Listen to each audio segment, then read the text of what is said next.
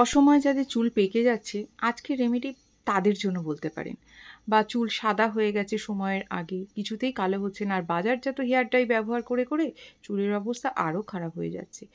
কেউ বাজারজাত hair die তো আমাদের ইউজ করতেই হয়, তার কারণ হচ্ছে কোথাও যাওয়ার সময় সঙ্গে সঙ্গে আমরা ইনস্ট্যান্ট, কিন্তু যেটা করতে গিয়ে সমস্যা হয় কিছুদিন পর বাদবাকি যে কাঁচা চুলগুলো ছিল সেগুলো আস্তে আস্তে সাদা হতে শুরু করে। এরকম হেয়ার ডাই করে অনেককে দেখেছি যে যেটুকু সাদা চুল ছিল সেগুলো তো সাদা হয়েইছে, বাদবাকি কাঁচা চুলগুলোকেও সাদা করে পুরো মাথার চুল সাদা হয়ে গেছে। আজকের একদম দেখতেই পাচ্ছেন আমার হাতের অবস্থা ভীষণ খারাপ, জাস্ট হাতে লেগেছে, এটা মাথায় এখনও পর্যন্ত লাগায়ও নি। তৈরি করতে গিয়ে হাতে যেটুকু লেগেছে সেইটাতেই আমার হাতের নখগুলো খুব বাজে অবস্থা হয়ে গেছে।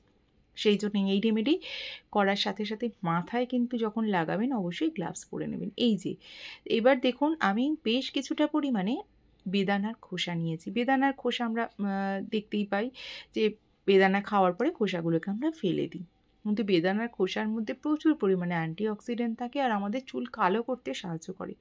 যখন দেখবেন বেদানা কাটবেন তখন দেখবেন ওই বেদানা থেকে যে একটা কালচে রস বেরোয়, সেটা কিন্তু আমাদের চুলের জন্য ভীষণ ভালো, আর এটা চুলের কোনো ক্ষতি করবে না। এর সাথে আমি নিয়েছি কিছু পেঁয়াজের খোসা। পেঁয়াজের খোসাও কিন্তু প্রচুর ভালো আমাদের চুলের জন্য। এর মধ্যে থাকে প্রচুর পরিমাণে সালফার, যা আমাদের চুলকে ভালো রাখতে, গোড়া থেকে শক্ত রাখতে, নতুন চুল গজাতে সাহায্য করে। অর্থাৎ শুধু হেয়ার ডাই মাখলেই তো হবে না, আমাদের সাথে সাথে চুলকে কিভাবে ভালো রাখা যায় তার পদ্ধতিও করতে হবে। তো সেই জন্য আমি এর মধ্যে একটু জল দিয়ে নিলাম।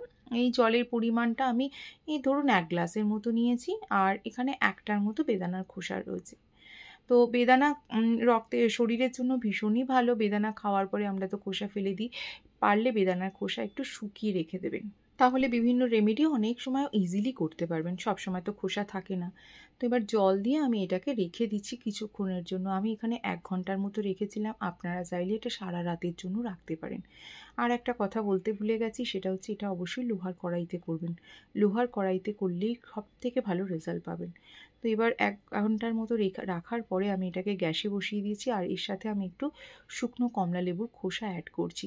আপনাদের কাছে কমলা লেবুর খোসা যদি না থাকে তাহলে আপনারা পাতিলেবুর খোসাও ইউজ করতে পারেন, সেটাও খুব ভালো কাজ দেবে। এবার প্রথমে গ্যাসের ফ্লেমটা হাই ফ্লেমে রাখবেন, তারপরে যখন অলরেডি এটা ফুটতে শুরু করবে তখন গ্যাসের ফ্লেমটা হালকা করে দেবেন, একদম লো ফ্লেমে। এটা লো ফ্লেমে যত হবে তত ভালো কাজ দেবে। আর দেখতেই পাচ্ছেন এটা কিছুই করিনি, জাস্ট 1 ঘন্টা ভিজিয়ে রেখেছিলাম, তাতেই এর কালারটা কতটা চেঞ্জ হয়েছে। কারণ বেদানার খোসা, কমলা লেবুর খোসা, পেঁয়াজের খোসা এগুলোর সাথে এই লোহার কড়াইয়ের একটা রিয়াকশান হয়েছে। রিয়াকশান হওয়ার ফলে এই কালো রঙটা বেরিয়ে এসেছে। এটা খুব ন্যাচারাল কালার এবং এটা কিন্তু স্টে করে।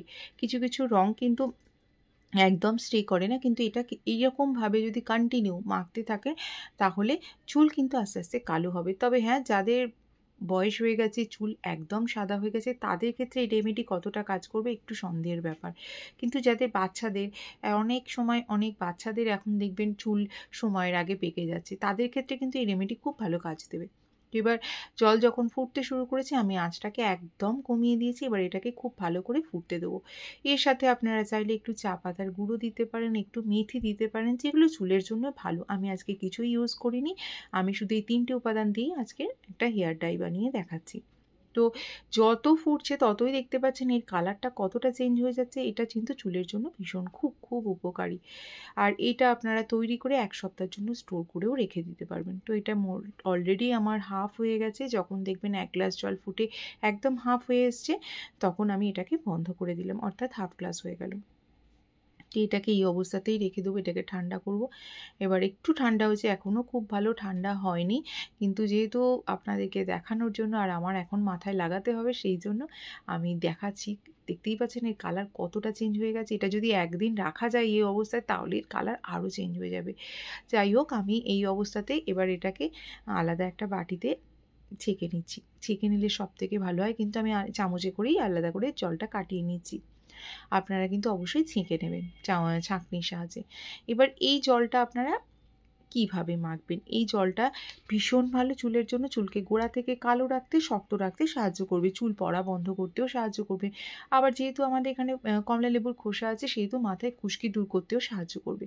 এই জলটা এতটাই উপকারী। কিভাবে মাখবেন? প্রথমে আপনারা কোনো স্পেয়ার বোতল, দেখুন আমি হাতটা দেখাচ্ছি, যখনই মাখবেন হাতে কিন্তু অবশ্যই গ্লাভস পরে নেবেন। কোনো স্পেয়ার বোতলে নিয়ে স্পেয়ার বোতলের সাহায্যে পুরো স্ক্যাল্পে লাগিয়ে নেবেন, তারপরে লেন্থে লাগাবেন। আর যদি স্পেয়ার বোতল না থাকে তাহলে একটা তুলোর সাহায্যে সারা মাথায় লাগাবেন, প্রথমে স্ক্যাল্পে তারপরে লেন্থে। এটা তো গেলে একটা পদ্ধতি। আর একটা পদ্ধতি হচ্ছে যে আপনারা এটার সাথে চাইলে একটু শ্যাম্পু মিক্স করে নিতে পারেন।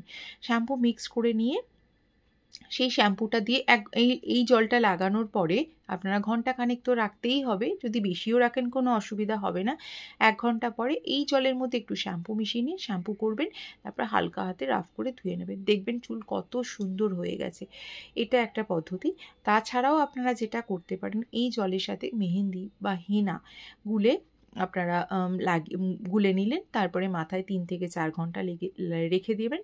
রেখে দেওয়ার পরে তারপর সেই দিনকে তো কোনো শ্যাম্পু করা যাবে না, তারপরের দিনকে মাথায় খুব ভালো করে অয়েল ম্যাসাজ করে তারপরের দিন শ্যাম্পু করবেন। মানে 3 দিন লাগবে। আজকে ধরুন এই জলটা দিয়ে হেনা গুললেন, গুলে মাথায় লাগালেন, তারপরের দিন অয়েল লাগালেন, তারপরের দিন শ্যাম্পু করলেন, তাহলেও দেখবেন চুল খুব সুন্দর কুচকুচে কালো হচ্ছে আস্তে আস্তে। এইভাবে যদি করেন, আর হেনার যে অরেঞ্জ কালারটাও কিন্তু আর লাগছে না, একটু কালো আসছে। হেনার তো অরিজিনাল কালার অরেঞ্জ, পুরো একদম যদি হেনা মিশিয়ে করেন পুরো কুচকুচে কালো হবে সেটাও বলবো না, কিন্তু ওই অরেঞ্জটাও হবে না। এইভাবে করুন বন্ধুরা, উপকার পাবেন। আমাকে অবশ্যই জানিয়ে যাবেন কেমন হয়েছে। তাহলে এখানেই শেষ করছি, কেমন হয়েছে অবশ্যই জানাবেন। সবাই খুব ভালো থাকুন, সুস্থ থাকুন, সাবধানে থাকুন। কালকে দেখা হচ্ছে নতুন কোনো টিপস বা ব্লগের সাথে। ততক্ষণ সবাইকে শুভরাত্রি, টাটা, বাই বাই।